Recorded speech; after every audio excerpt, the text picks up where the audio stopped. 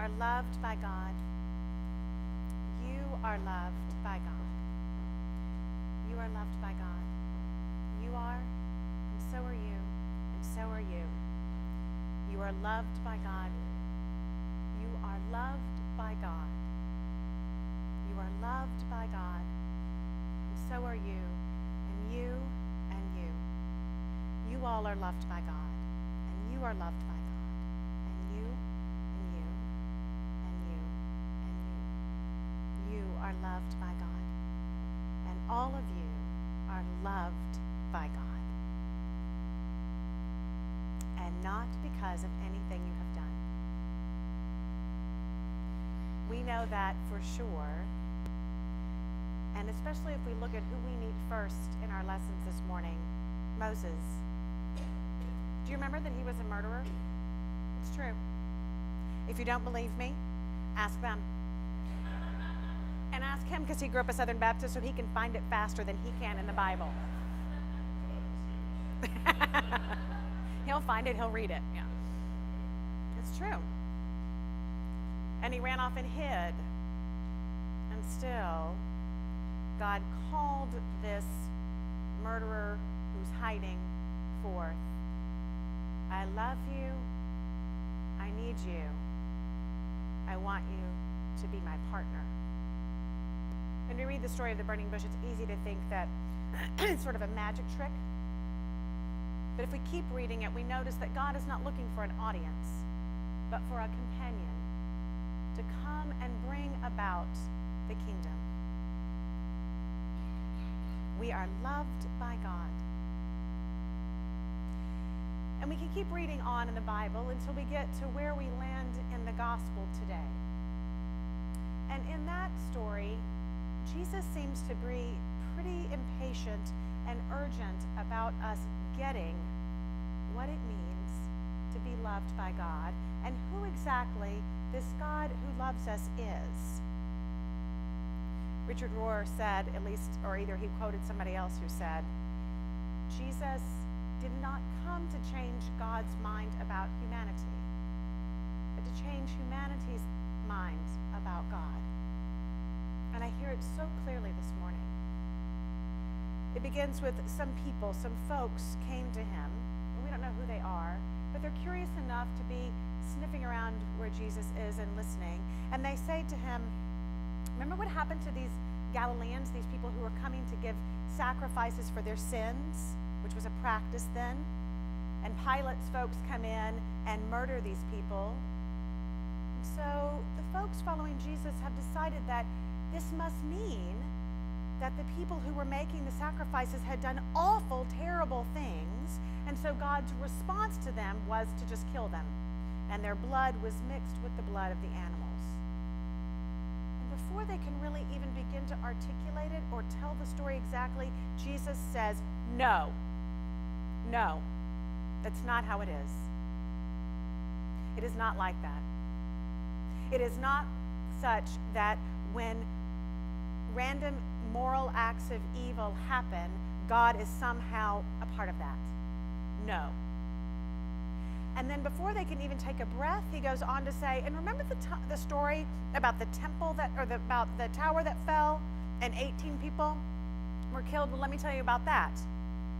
Random acts of physical violence, God is not in that either, so don't even go there. In other words, as Father Hardman is teaching often in his Wednesday night class, the image of God as somewhere up on a cloud with a bag full of lightning bolts ready to strike people and punish them as they do evil things. No, it's not like that.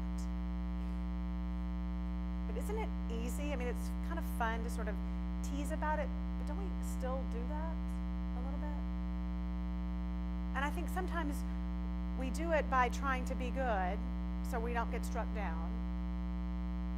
And if we're honest, it sometimes feels a little bit like we can make sense of the world. Well, it must just be this way, and so I can kind of function in it and move, and otherwise I don't know what to do with all of this. But Jesus says, if you think that way, you will perish. You will not be alive. You will not know love. So if we don't think about this big God up with lightning bolts, then we can quickly turn to God as Santa Claus. You know that kind of God? I'm going to do good things and I get presents. And I don't want to get coal, so I'm not going to do bad things. But if I find that I've gotten coal, like something terrible happens in my family or me, my children, my job, in my neighborhood, I must have done something bad and I got this coal, so I better start doing good. If we live that way, then we end up creating a God that we can manipulate and that we actually can control, right? And Jesus says to that, no. If you think that way, you will perish. And the reason that we perish when we have God with those kind of images is that there's this huge separation. God is distant from us. It's not a part of us. And when we suffer, we're alone. But Jesus didn't do any of the talking that I just did. And I find it frustrating a little bit. I wish he'd done a little bit more theological unpacking. He simply says, stop thinking that way or you will perish. And so here's what I want you to do instead. So instead of explaining a lot of stuff, he goes right into, here's the image I want you to hold. And then he offers a parable. I tell our children all the time in chapel, parables are presents given to us by God. And they are like, they're more valuable than gold, and they're older than gold, and they're precious. And we didn't ask for them, but we've been given them. And they are kind of hard to get into. But if we keep coming back, eventually we understand them. I won't lie to you. I do not know everything about this parable this morning. I have only heard it 47 years. I will keep coming back to it. But today it seems to be saying at least this much. I want you to have a new image of God. You are valuable and important. You have been planted here, loved by God, like a tree in a garden. And Jesus is very clear about this. You have a job to do. You are to produce fruit. You're not just to stand around basking in your garden. You have something to do. We all do. To bring about the kingdom. To be part of the journey that Moses began of freeing people from bondage and slavery. And we are to produce fruits that feed a new way of living. But before you can do that, you have to know how you get those fruits. It's by being tended to, by having that dirt around the roots that push you into the ground dug up and fed and watered.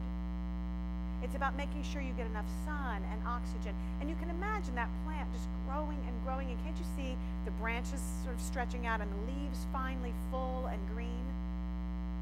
And it was not because of anything that the tree did, but just stand and allow itself to be loved and adored.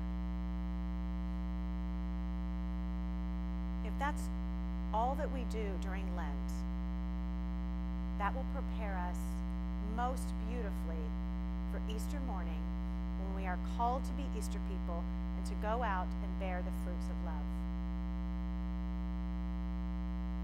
So I have to ask myself and ask all of you, so how do we do that? What does that look like? We're not really trees. I was listening to two different meditations by Curtis Almquist, who is a leader in the SSJE community, the brothers there. And he offered two ideas that are probably some of the most terrifying things I've heard of. He said, how about this? How about every day you do a body scan and just stand or sit in the presence of God, whatever that is, and just let God love all of you. And notice what you love.